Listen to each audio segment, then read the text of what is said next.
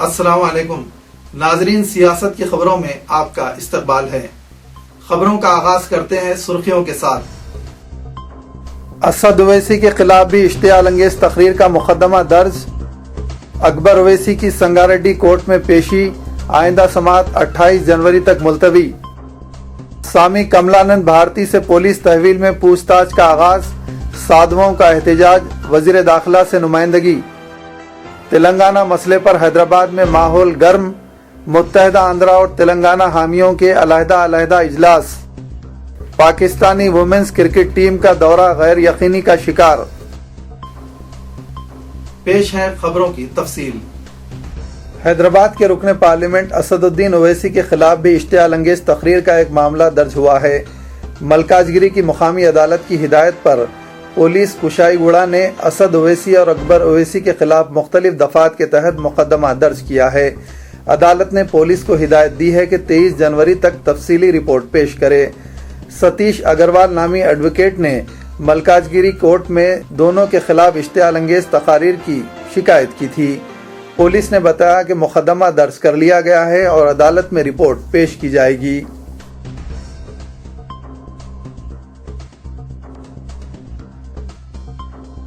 رکن اسمبلی چندران گٹا اکبر الدین اویسی کو پٹنچرو پولیس نے 2005 کے ایک مقدمے کے سلسلے میں آج سنگاریڈی کی عدالت میں پیش کیا۔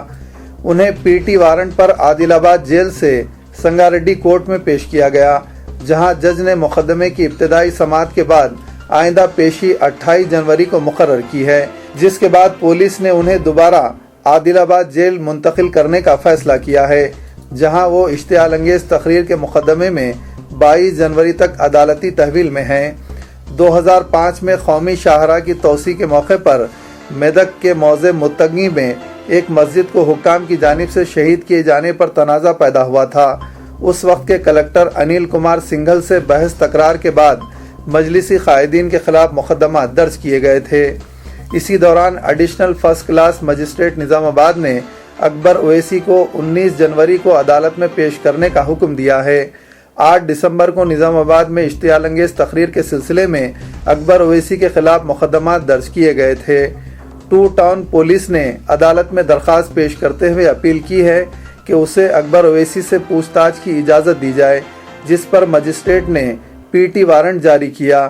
نظام آباد پولیس ٹیم عادل آباد سے مجلسی لیڈر کو نظام آباد منتقل کر سکتی ہے۔ سوامی کملانند بھارتی کی درخواست ضمانت مسترد کیے جانے کے بعد پولیس نے آج انہیں اپنی تحویل میں لے کر تحقیقات کا آغاز کر دیا ہے۔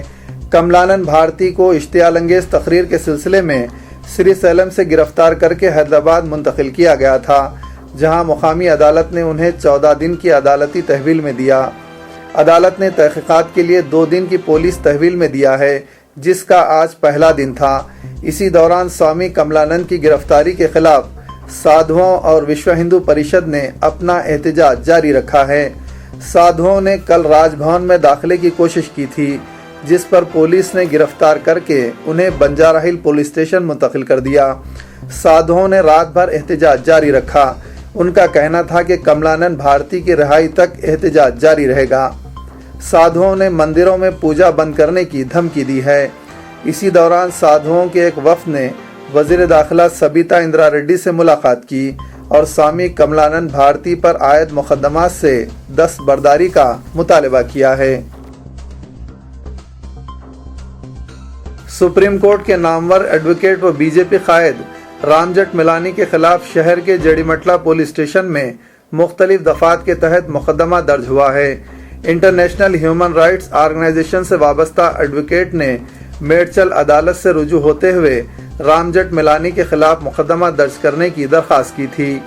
درخواست گزار نے عدالت کو بتایا کہ 8 نومبر کو دہلی میں ایک کتاب کی رسم اجرائی تقریب میں رام جیٹھ ملانی نے ایک طبقے کے جذبات کو مجروح کیا تھا۔ میڈچل عدالت کی ہدایت پر جیڈی مٹلا پولیس نے رام جیٹھ ملانی کے خلاف مختلف دفعات کے تحت مقدمہ درج کیا ہے۔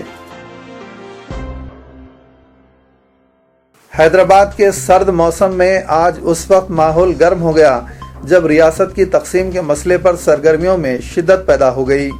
مرکز کی جانب سے تلنگانہ مسئلے پر کسی فیصلے کی تاریخ جیسے جیسے قریب آ رہی ہے، سیما آندھرا اور تلنگانہ کے قائدین متحرک ہو چکے ہیں۔ ریاست کی تقسیم کو روکنے اور متحدہ آندھرا پردیش کے حق میں مرکز کو راضی کرنے کے لیے سیما آندھرا قائدین ایڑی چوٹی کا زور لگا رہے ہیں۔ حیدرآباد میں ایک طرف سیما آندھرا قائدین کا اجلاس منعقد ہوا تو دوسری طرف تلنگانہ جوائنٹ ایکشن کمیٹی نے علیحدہ ریاست کی تشکیل کا مطالبہ کرتے ہوئے خاموش دھرنا منظم کیا۔ منسٹرز کوارٹرز میں منعقدہ سیما آندھرا قائدین کے اجلاس میں وزراء، ارکان اسمبلی اور قائدین نے شرکت کی۔ اجلاس کی صدارت ریاستی وزیر شیلجا ناتھ نے کی۔ قائدین نے تلنگانہ تشکیل کی مخالفت کرنے اور ہائی کمان سے نمائندگی کے لیے لائحہ عمل طے کیا ہے۔ اسی دوران عثمانیہ یونیورسٹی طلبہ JAC اور تلنگانہ جاگرتی تنظیم کے کارکنوں نے منسٹر کوارٹرز پہنچ کر احتجاج کیا اور اجلاس میں رکاوٹ پیدا کرنے کی کوشش کی۔ پولیس نے احتجاجیوں کو گرفتار کر لیا۔ دوسری طرف گن پارک پر شہیدان تلنگانہ کی یادگار پر تلنگانہ پولیٹیکل JAC کی جانب سے خاموش دھرنا منظم کیا گیا تاکہ مرکز پر تلنگانہ کے حق میں اعلان کے لیے دباؤ ڈالا جا سکے۔ پروفیسر کودنڈا رام نے کہا کہ تلنگانہ کی تشکیل تک یہ احتجاج جاری رہے گا۔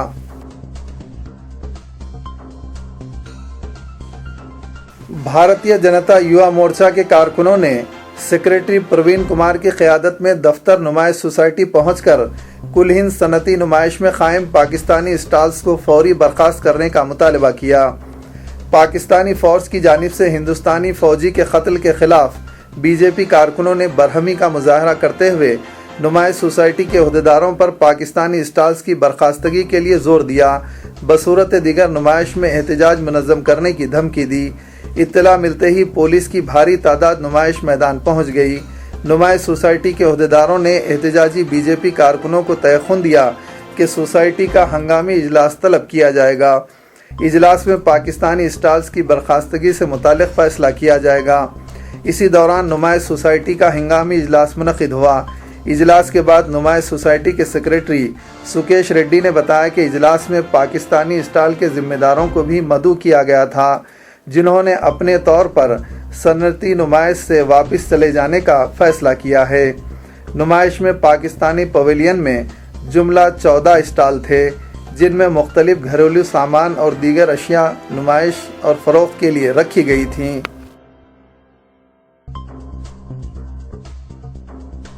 پیغمبر اسلام حضرت محمد مصطفیٰ صلی اللہ علیہ وسلم کی ذات اقدس سے تمام غیر مسلموں کو واقف کرانے کے لیے فیس بک پر غیر مسلموں کے لیے عالمی سیرت مقابلہ شروع کیا جا رہا ہے۔ اب تک ہدایت سے محروم بندگان خدا تک رحمت عالم کے لائے ہوئے پیغام امن و توحید کو پہنچانے کی غرض سے فیس بک اور ٹویٹر پر ایک عالمی سطح کا سیرت مقابلہ حضرت محمد پیغمبر امن کے نام سے مولانا ابوالحسن علی ندوی اسلامک اکیڈمی بھٹکل کی طرف سے رکھا گیا ہے، جس میں دنیا کے کسی بھی ملک سے کوئی بھی غیر مسلم شخص حصہ لے سکتا ہے۔ یہ مقابلہ غیر مسلموں کے لیے خاص ہے۔ اس مقابلے میں ان کو شرکت کی ترغیب کے لیے پرکشش نقد انعامات رکھے گئے ہیں۔ اول آنے والے کو 5 لاکھ روپے، دوم آنے والے کو 3 لاکھ روپے اور سوم آنے والے کو 2 لاکھ روپے کے انعامات دیے جائیں گے۔ ان تفصیلات کا اعلان مولانا ابوالحسن علی ندوی اسلامک اکیڈمی کے بانی و جنرل سیکریٹری مولانا محمد الیاس ندوی نے کیا۔ انہوں نے بتایا کہ 200 مقابلہ نگاروں کو اس کے علاوہ خصوصی انعامات دیے جائیں گے۔ مہاراشٹر کے دھولیا ٹاؤن میں ہوئے حالیہ فسادات، جس کے نتیجے میں 6 مسلم نوجوان جاں بحق ہو گئے تھے، ملک میں فرقہ وارانہ تشدد کی بدلتی نوعیت ظاہر کرتا ہے۔ انسانی حقوق کے سرگرم رکن رام پنیانی نے یہ بات بتائی۔ انہوں نے کہا کہ اس سے ریاستی مشنری کی فرقہ پرستی ظاہر ہوتی ہے۔ روزنامہ دی ہندو میں شائع شدہ ایک رپورٹ کے مطابق حقائق کی تحقیق کرنے والی کمیٹی میں شامل سرکردہ سماجی شخصیات کے ساتھ فسادات سے متاثرہ دھولیا کے دورے کے بعد پریس کانفرنس سے خطاب کرتے ہوئے انہوں نے کہا کہ پولیس نے اقلیتی برادری کے ارکان پر غیر انسانی اور ایک طرفہ حملہ کیا ہے۔ ان شخصیات کی ایک رپورٹ کے مطابق پولیس نے ایک معمولی واقعے کو فساد جیسی صورتحال میں تبدیل ہونے کی اجازت دی۔ انہوں نے تاخیر سے اس میں مداخلت کی اور جب فسادی اپنا کام کر چکے تو پولیس نے صرف مسلمانوں کو نشانہ بنایا۔ ان ارکان نے ریاستی مشنری پر تشدد بھڑکانے کا بھی الزام عائد کیا ہے۔ انہوں نے یہ جاننا چاہا کہ متاثرین سے ملاقات، واقعات اور فسادات کی تحقیقات کا حکم دینے کے لیے اتنی تاخیر سے کیوں کام لیا گیا۔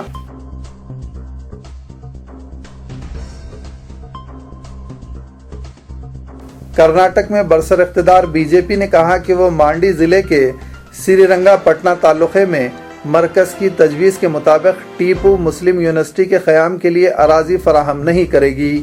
بی جے پی نے الزام لگایا کہ یہ یونیورسٹی قوم دشمن عناصر کی پرورش کا اڈا بن جائے گی۔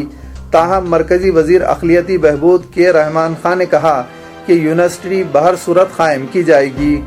کرناٹک بی جے پی کے ترجمان اور رکن قانون ساز کونسل جی مدھوسودن نے میسور میں صحافیوں کو بتایا کہ ریاستی حکومت سری رنگا پٹنہ میں مرکزی حکومت کی تجویز کے مطابق ٹیپو مسلم یونیورسٹی کے قیام کے لیے اراضی فراہم نہیں کرے گی، کیونکہ وہ قوم دشمن عناصر کی پرورش کی آماج گاہ بن جائے گی۔ مدھوسودن کے بیان پر رد عمل ظاہر کرتے ہوئے رحمان خان نے کہا کہ مدھوسودن اپنے آپ میں ایک اتھارٹی ہیں، ہم نے فیصلہ کیا ہے اور ہم اسے قائم کریں گے۔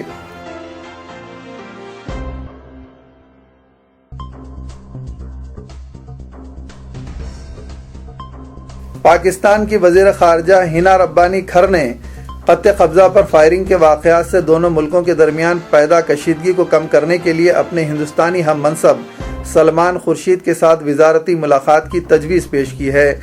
دفتر خارجہ کی جانب سے جاری ایک بیان میں کہا گیا ہے کہ ہنا ربانی کھر نے کہا کہ سرحد پار سے فوجی و سیاسی قائدین کے جارحانہ بیانات جاری کرنے کے بجائے جس سے کشیدگی پیدا ہو رہی ہے، یہ بہتر ہوگا کہ دونوں ملک مسائل کو دور کرنے کے لیے وزرائے خارجہ کی سطح پر خط قبضہ سے متعلق تمام مسائل پر غور کریں تاکہ جنگ بندی کا احترام ہو سکے۔ پاکستانی وزیر نے کہا کہ لائن آف کنٹرول پر مسلسل کشیدگی خطے میں امن و استحکام کے مفاد میں نہیں ہے۔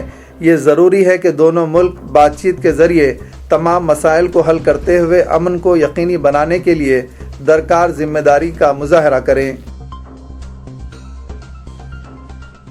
ہند پاک سرحد پر تناؤ کے بیچ پاکستان کی ویمنز کرکٹ ٹیم کی ہندوستان میں منعقد ہونے والے آئندہ ورلڈ کپ میں شرکت پر غیر یقینی صورتحال برقرار ہے۔ سیکورٹی کی صورتحال اور سیاسی پارٹیوں کی جانب سے احتجاج کے امکان کے سبب بی سی سی آئی متبادل مقامات کی تلاش پر مجبور ہو گیا ہے۔ پاکستانی آرمی کے ہاتھوں 2 ہندوستانی سپاہیوں کی ہلاکت کے بعد پیدا ہوئی صورتحال پر بی سی سی آئی پہلے ہی آئی سی سی سے رجوع ہو چکا ہے اور امکان ہے کہ بہت جلد آئی سی سی کوئی فیصلہ کر دے گا۔ ممبئی کرکٹ ایسوسی ایشن کی جانب سے یہ واضح کر دیا گیا ہے کہ شہر میں پاکستانی ٹیم کے میچز کی میزبانی بہت مشکل ہوگی۔ اسی کے ساتھ خبریں ختم ہوئیں۔ خدا حافظ۔